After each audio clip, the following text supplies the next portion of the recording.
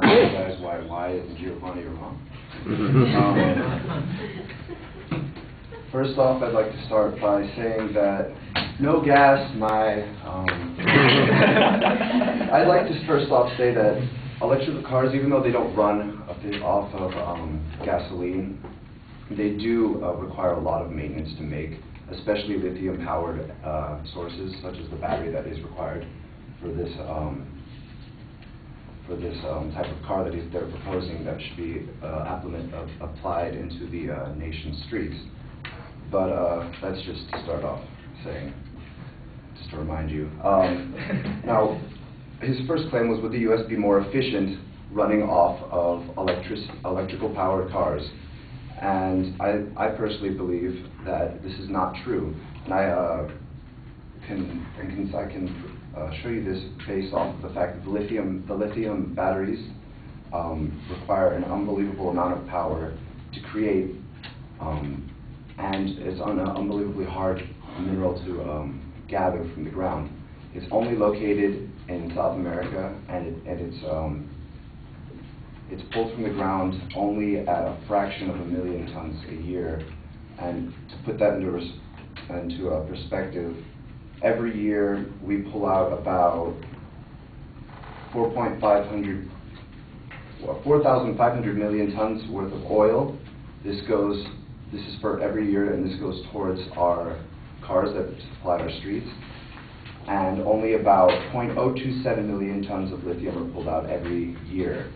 Now, if we need lithium batteries to be applied to all of the vehicles that we have today, considering that America has probably more cars than any other nation, probably combined, it doesn't really seem like a practical alternative considering how much lithium we would need just to create these batteries, which are very large and take up a lot of room and are very heavy. The second point he said is that it will decrease our dependency on oil. I mean, it makes sense. You're taking away things that run on oil. But the thing is, these cars are very, very expensive. There is a model coming out in the next year of 2010 by Toyota called the Tulsa that will run around $100,000. Now, if you were to compare the price of this $100,000 car to, say, maybe a $24,000 2010 Toyota Corolla, which my mother actually drives, it gets about 38 miles to the gallon. Now, that's on the highway, of course. In the streets, it's about 34.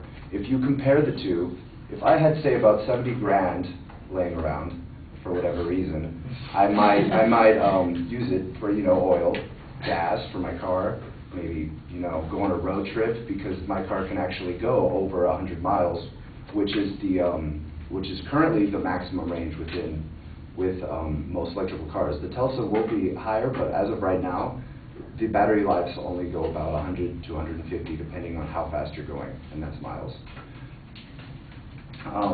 For prices, my opponent claimed that gas prices are going to skyrocket over the next couple of years, which does make sense. It is economics, supply and demand. But of course, as I've already mentioned, it's also very, very expensive to pay for these cars. And with this, you also have to think of electric bills. It's not only the gas that you're not just eliminating all. I mean, you're eliminating the need for oil in his idea, but you're not eliminating the money. You still have to pay for something, and it will add up. And the fact that you're constantly having to run this 24 hours, it doesn't mean it's just a cheap alternative.